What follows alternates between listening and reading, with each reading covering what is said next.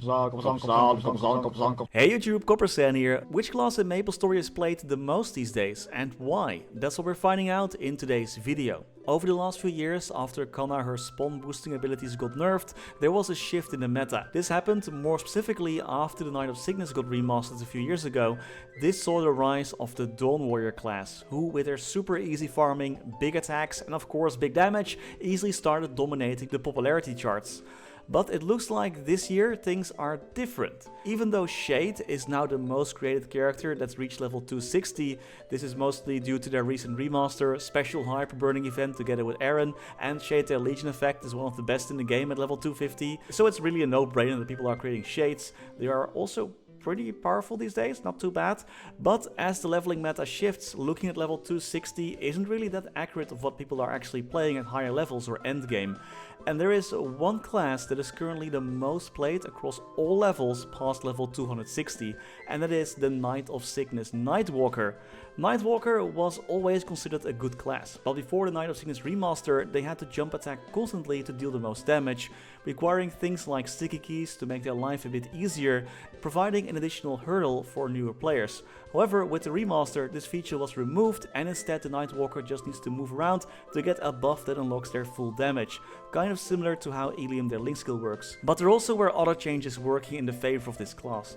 Most players in MapleStory Global play on the heroic server, aka Reboot. Here traditionally the monsters had a lot more HP compared to the interactive servers, making it a lot more costly for the Nightwalker to get up and running, as their main source of mobbing comes from bats that fly around when they're hitting monsters. Of course they have other mobbing attacks which are decent as well, albeit they have a bit shorter duration, like for example their plays down skill Dark Omen. So I would say they have average to meh mobbing, but their bats really have the opportunity to make their mobbing a lot better once they get a bit more damage, because they don't deal that much damage right away and need to get buffed up first with 5th job nodes and with just overall your damage range. But some time ago the monster HP formula in the heroic server was changed to be the same as the monsters in the interactive server, aka regular server, lowering their HP significantly, which in turn gave a buff to all projectile and summon classes, including the Nightwalker, as they suddenly need a lot less funding to defeat monsters with their bats. Another shift in meta that has been helpful is that almost constant leveling events and hyper burners. A lot more Maplers have a pretty decent Legion and link skill setup these days and can get resources from their other characters.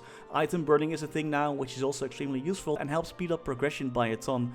We get flooded with 5th job node stones and arcane symbols, and the earlier game just keeps getting easier and easier. Soul Janus has made grinding more easy after 6th job. All these factors just make it a lot easier to get a class like the Nightwalker up and running. So besides the current game meta, what makes this class so unique that most Maplers want to get it to the end game? Their base stats aren't exactly special, it's about how this class works and it's just a complete package. Usually classes that deal a lot of damage, which is exactly what this class does, those classes have some sort of drawback, usually like lack of survivability, mobility, they require a lot of timing or setup or combos, but not the Nightwalker. This class is easy to play, has a ton of mobility, survivability and other tools that most classes can only dream of. Mobility wise they can up jump and double jump like every other class, but they also have a backdash similar to the Shade class, and this skill does put you in dark state if you use it right after you attack, which makes it even more advantageous. You can also use all skills in a row, so some classes are limited in their air mobility, but Nightwalkers can jump upwards, double jump afterwards and backdash all while in the air, and they can customize their double jump so that if they don't use the arrow keys they double jump in place, which is useful in combination with their unique passive Shadow Momentum. This is a very important skill in optimizing your damage. Taking a step back, Nightwalkers have an additional final attack whenever they use their triple, quad, quadruple blow. They like throw their stars and then there's always one star following that is like bigger and explodes. Shadow Momentum allows you to cancel the animation of this attack, so you can attack even faster. The more stacks of Shadow Momentum you have, which is only up to 3, the faster you will cancel that last attacking animation, allowing you to attack more often and thus dealing more damage.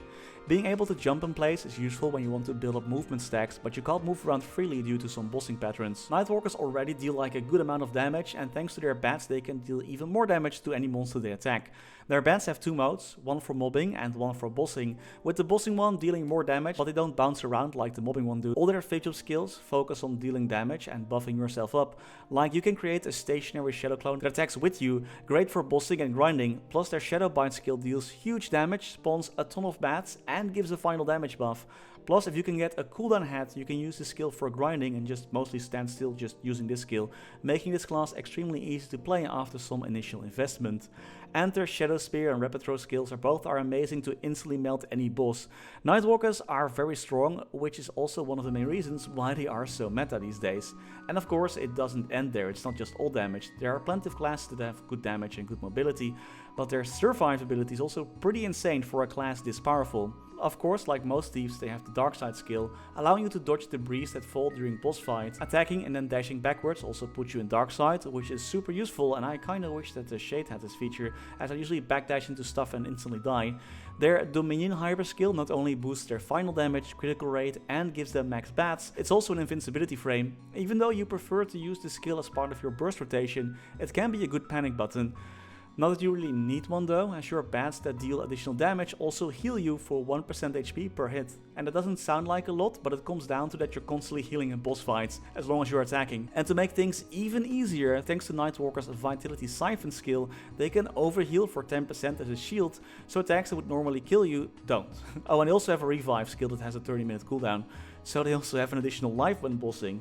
And the common Cygnus Knight skill Emperor's Blessing, the 5th job skill, also gives them healing, more damage, and reduces damage taken once that's been upgraded at level 245. This class just has all the tools to make your bossing life so much easier. We're not done yet though, as there still are more tools in this class, their arsenal. They have their own bind, which means you can free up one 5th job node slot for anything else that you'd like. And their Greater Darker Servant skill that allows you to place down a clone that also attacks has more functions. You can swap places with this clone up to 3 times, so you can dodge attacks whenever needed and just go quickly teleport to your clone's location. You can also replace the summon by using the skill again with the down key, so you don't miss out on any extra damage in case the boss monster decides to move out of the range of the initial summon location, which I think is a great feature that more summoning classes should have. Their burst is also very easy to set up. Just pop your buffs, use Shadow Bite and Dominion and go crazy.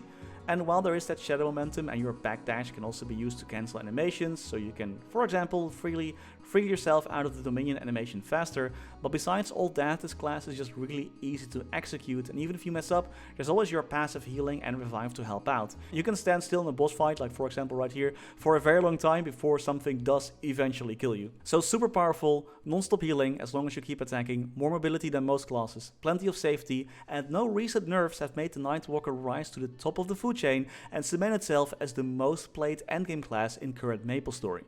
And that was all for today. Did you join the Nightwalker hype or not yet? Let me know in the comments. Thank you so much for watching, and as always, special thanks to our members for making these videos possible. Special thanks to Niels de Konik, Rama Waar, Sebastian Hanoi, Kauli Mora, Wiley, Backspace OTI, Ziggy Deer, Flidiot, Knifesu, Cloudfix, Michael Menchaka, Bratius, Betrayal 1489, Silvio Nato, Striker Elk, Riser Aru, PC Game Life, The Passenger, Max Bernhardt, Scotty Flies Fast, Only, Lord Fazil, Spatsy, Dante Victory, Snuffupop, Quinn, Dewey Tran, Veke Botnet, Megu, The Wolf Drake, Matinu Dev, Grogo, Gabriel Eck, Kani Wu, Max Mink, and Domi Kirch Nahammer.